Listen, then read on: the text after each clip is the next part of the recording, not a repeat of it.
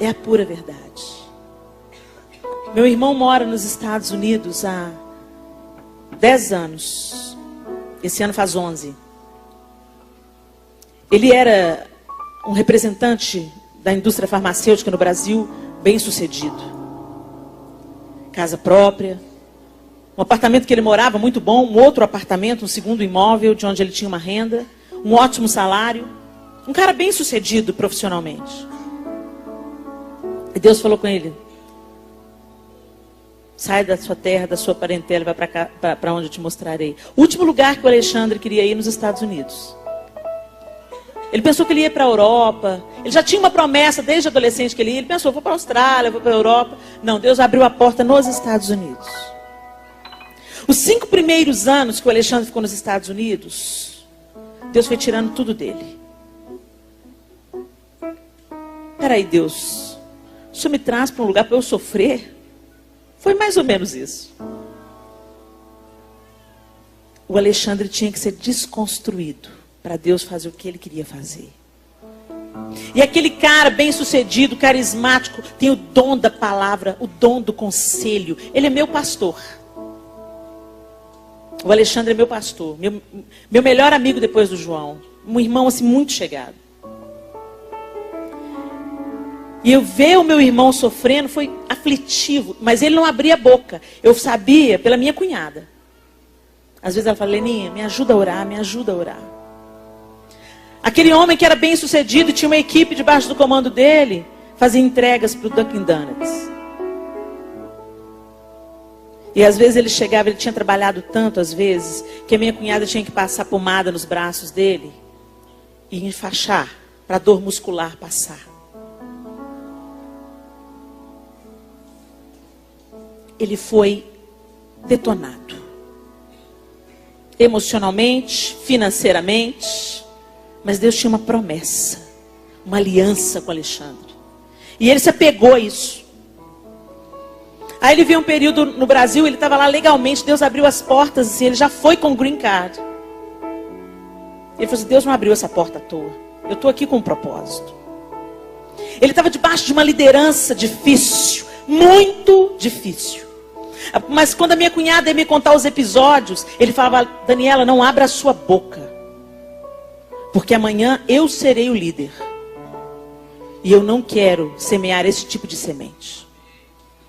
O que eu tenho que falar, eu vou falar para a liderança. Não vou falar para mais ninguém. E foi isso que ele fez. Quando ele saiu de New Jersey, ele procurou a liderança. Expôs todos os pontos. E ele tinha uma palavra profética quando ele saiu daqui. Eis que te envio. É o meu chamado. O chamado de Ezequiel. Para um povo de dura serviço. Não te envio para um povo diferente, te envio para a casa de Israel, um povo de dura serviço, um povo obstinado. Mas eu farei a sua fronte mais dura que a fronte deles.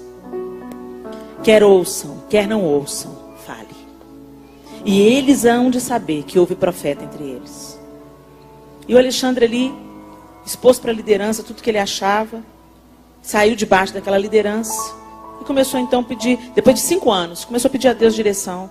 E Deus abriu as portas para ele em Tulsa, Oklahoma. No cinturão da Bíblia. Uma cidade com atmosfera espiritual diferente. E o Alexandre passava em frente ao Oral Roberts. Uma universidade cara, particular. Uma universidade cristã. E ele falava, Deus, eu quero estudar aí. Não tinha um tostão. Ele vivia no mês com $300. Ele, a esposa e 2 filhos. Ele era o gerente de uma missão. Morava ali na missão, então não pagava estadia. E a missão pagava ele $300 por mês. Não por semana, por mês. Quando eu estive com o Alexandre, eu nunca vi um sorriso tão largo. Um contentamento tão grande. Um brilho no olho.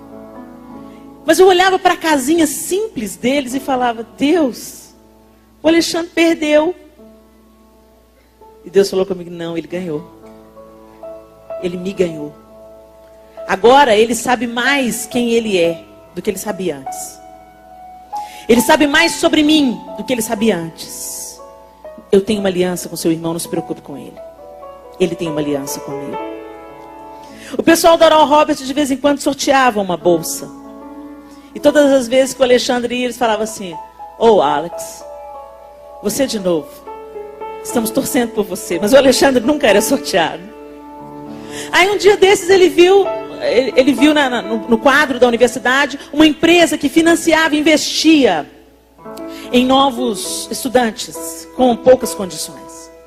E aí ele mandou um e-mail falando que ele era brasileiro, que estava lá morando com a família e que ele tinha um sonho de estudar na Oral Roberts, que ele já tinha feito o college e tal, e estava esperando a oportunidade de entrar na universidade para fazer teologia. Aí aquela empresa respondeu gentilmente, falando que tinha apreciado a carta dele, a situação dele, mas que o perfil da empresa era investir em novos estudantes. Meu irmão já tinha mais de 40, então meu irmão fugia ao padrão. Aí o Alexandre recebeu, amém, sorriu e respondeu, agradecendo e incentivando aquela empresa a continuar fazendo isso. Só, olha, vocês não vão investir em mim, mas não desistam disso, invistam mesmo. Invistam em estudantes que não têm condição e tal. O trabalho de vocês é admirável. E aí 2 dias depois ele recebeu um e-mail da empresa falando assim: nós tínhamos apadrinhado uma pessoa, mas ele desapareceu. Então a bolsa é sua.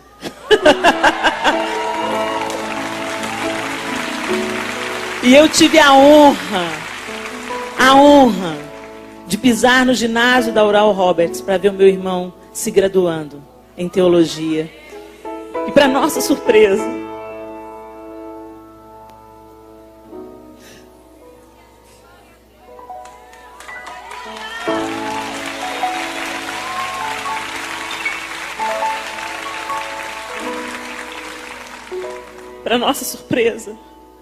ele foi o orador da turma dele. E ele começou o discurso falando: eu queria ter tantas palavras no inglês como eu tenho em português, para dizer tudo que está no meu coração. E no dia da graduação, com todo mundo junto, ele tinha uma roupa diferente. Ele recebeu uma indumentária diferente, que significava que ele não tinha apenas se graduado, mas ele tinha se graduado com honra. Depois ele fez o mestrado. E hoje ele é mestre em aconselhamento pastoral em Tulsa, Oklahoma. Acabou de comprar sua casa nos Estados Unidos. E eu olho para ele e falo assim: Deus, se ele tivesse desistido nos primeiros 5 anos,